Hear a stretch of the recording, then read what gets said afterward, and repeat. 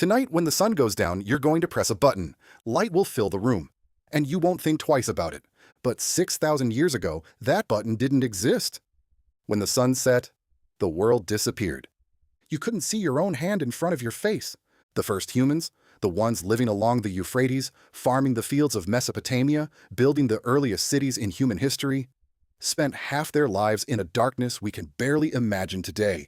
No electricity, no candles, no nothing.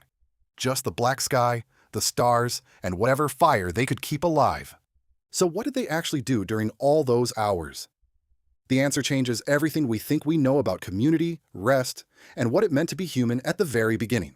What you're about to understand changes how you see every night you've ever lived through, and why something deep inside you still responds to firelight in a way that nothing else does. Let's start with fire, because fire is the reason any of this was possible. The earliest humans didn't just use fire to cook. Fire completely restructured their day. Before fire, when the sun went down, you stopped. You found shelter, you stayed still, and you waited for dawn. Moving at night meant becoming food.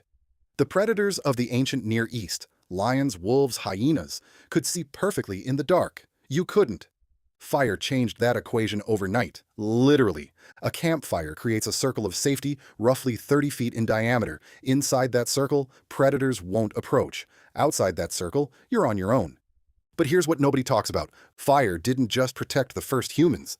It gave them something they'd never had before. Extra hours. Before fire, the useful day ended at sunset. Maybe 10 hours in summer, as few as 8 in winter. Fire suddenly added 2 to 4 usable hours to every single day. And those extra hours changed everything. So what did the first humans actually do around that fire at night? Researchers who have studied ancient communities, from early Mesopotamian settlements to the camps of nomadic herders, have found a striking pattern.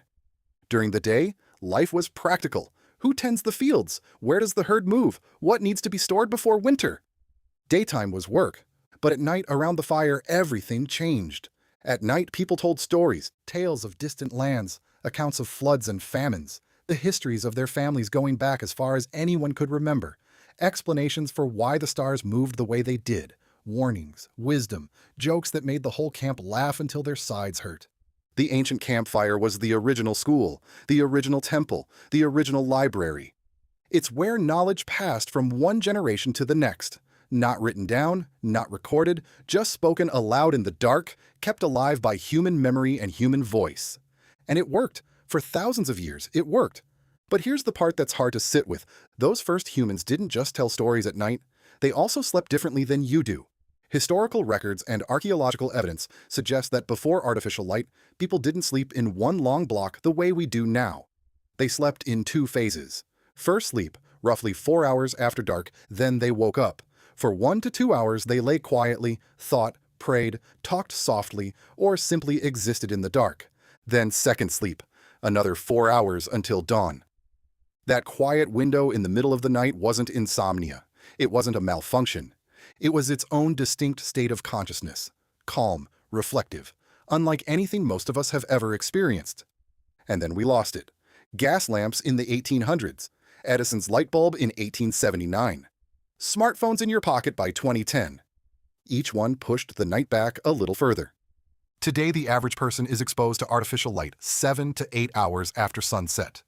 Your brain, the same brain that sat around fires 6,000 years ago, doesn't know the difference between a light bulb and the sun. It sees light and says, "Not yet. Stay awake. The day isn't done." So your melatonin gets delayed, your sleep gets fragmented, and you wake up exhausted wondering what's wrong with you. Nothing is wrong with you. Your body is just expecting a world that no longer exists. The first humans who walked out of Eden and built the earliest civilizations didn't have much. No cities at first, no written language, no wheel, but they had fire, and they had the night.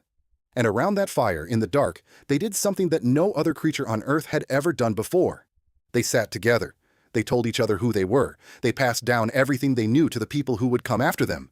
They built civilization one story at a time. Tonight, when you flip that light switch, the room will flood with light and you won't think twice about it. But somewhere in a part of you that's older than history, something still remembers what the dark felt like, and what it meant to sit close to the fire,